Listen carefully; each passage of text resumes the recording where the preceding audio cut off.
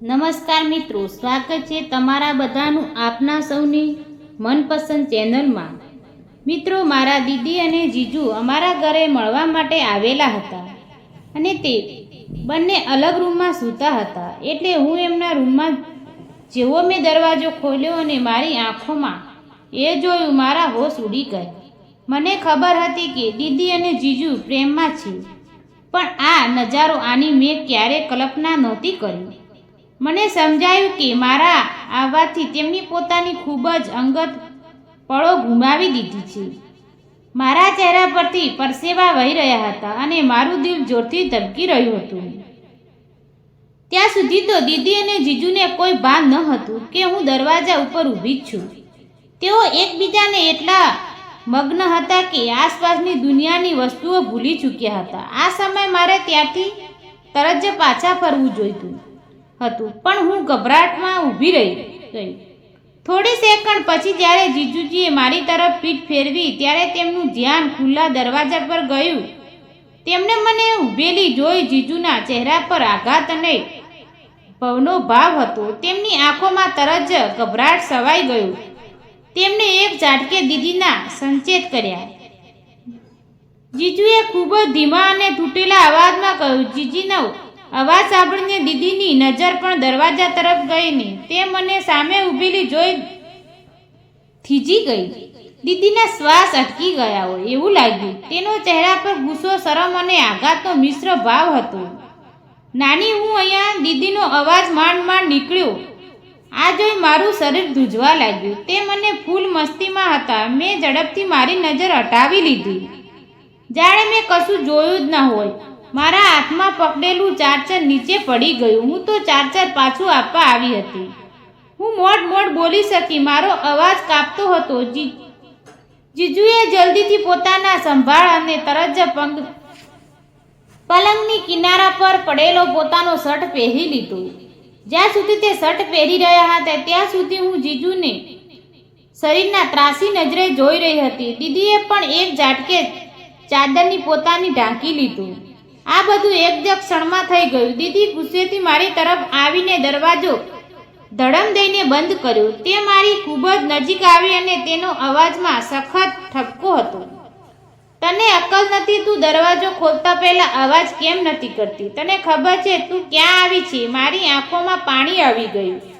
દીદી, હું તો ચાર્જર પાછો આપવા આવી હતી। મારો શબ્દ ગળામાં જ અટકી ગયો। જીજુ પણ હવે દીદીની પાછળ આવી ગયા। તેમના ચહેરા પર ખૂબ જ લાલ હતો, પણ હવે તે શાંત હતા। તેમની દીદીના ખભા પર હાથ મૂક્યો અને ધીમે અવાજે કહ્યું, શાંત થઈ જા।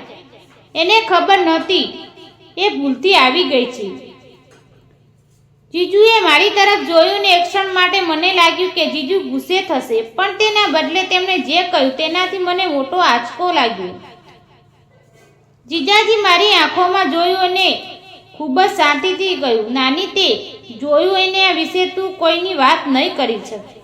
તારી મમ્મી પપ્પાને પણ નહીં કહીને, પણ નહીં તો આ તારા અને અમારા વચ્ચેની એક વાત છે, સમજીને અમારી પ્રાઇવેસી। હું માથું હલાવીને ઊભી રહી। હું કંઈ જ ન બોલી ના શકી। દીદી પણ પોતાનો ગુસ્સો શાંત કર્યો અને નરમાશથી કહ્યું, નાની, તું જા, હવે સૂઈ જા અને હા ભૂલી જાય કે તે અહીં કંઈ જોયું હતું।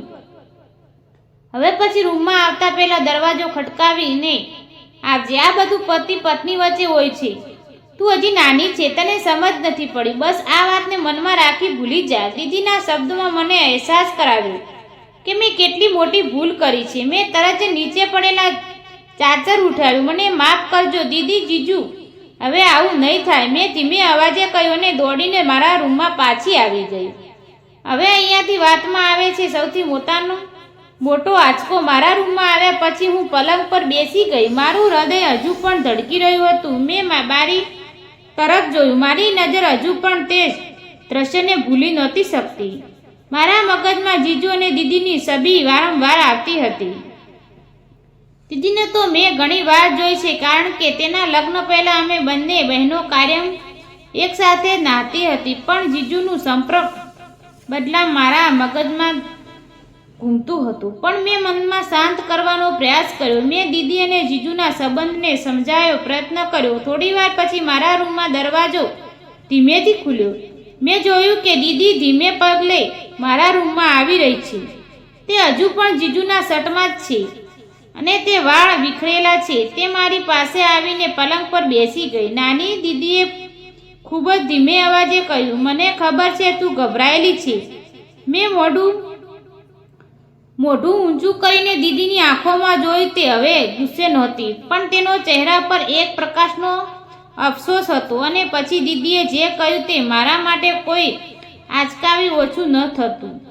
દીદીએ મને પોતાની નજીક ખેંચીને મારા માથા પર હાથ ફેરવ્યો. જો તારે ડરવાની કોઈ જરૂર નથી, દીદીએ કહ્યું. હા, મારો પ્રેમનો એક ભાગ છે અને તારે એવો વાત ભૂલી જવાની છે. જો તું મારી નાની બહેન છે અને હું તને ખૂબ પ્રેમ કરું છું. હું કશું બોલી ના શકી. દીદીએ મને ગળે લગાવી દીધી. આટલો આંચકો લાગ્યો. પછી મને દીદીને આ વ્યવહારો ખૂબ જ વિચિત્ર લાગી રહ્યા હતા. અને પછી અચાનક દીદીએ જે રહસ્ય ખોલ્યું તે જાણીને મારો પગ નીચેથી જમીન સરકી ગઈ. વાતોનો ત્રીજો ભાગ, અંતિમ રહસ્ય ખૂબ જ જલ્દી આવશે. મિત્રો, ચેનલને સબસ્ક્રાઈબ કરી લેજો. જલ્દી મળીશું ત્રીજા ભાગ સાથે. ત્યાં સુધી આવજો. ધન્યવાદ.